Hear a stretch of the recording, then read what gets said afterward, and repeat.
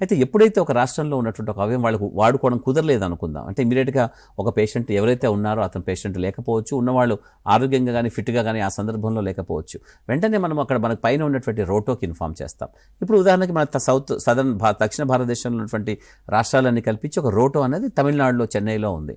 So మనం వెంటనే ఎప్పుడైతే ఈ మన హాస్పిటల్లో ఉన్నటువంటి అవయవాలను తీసుకోవడానికి మన రాష్ట్రంలో ఎక్కడా కూడా కుదరటం లేదు అనుకుంటామో వెంటనే మనము రోటోకి ఇన్ఫామ్ చేస్తాం. అంటే రోటో ఆధారంగా దక్షిణ భారతదేశంలో అంటే ఆ రీజన్లో ఉన్నటువంటి రాష్ట్రాలన్నింటిలో కూడా ఎక్కడేవో తీసుకున్నా కూడా మనకి ప్రాబ్లం లేదు.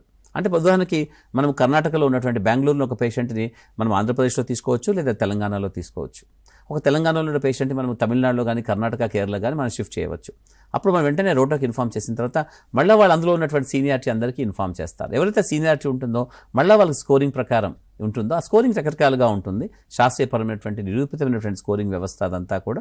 సో అటువంటి వ్యవస్థలో భాగంగా ఎవరైతే ఉన్నారో వాళ్ళకి మనం తీసుకోవచ్చు. అంటే ఇక్కడికి వెళ్ళి ఉదాహరణకి గుండె కానీ ఊపిరితిత్తులు కావాలనుకుంటే వాళ్ళు ఆ రాష్ట్రానికి వెళ్ళి ఆ గుండెని ఊపిరితిత్తులని ప్రత్యేకంగా తీసుకొని వచ్చేసి ఇక్కడ మనం ట్రాన్స్ప్లాంట్ చేసుకోవచ్చు.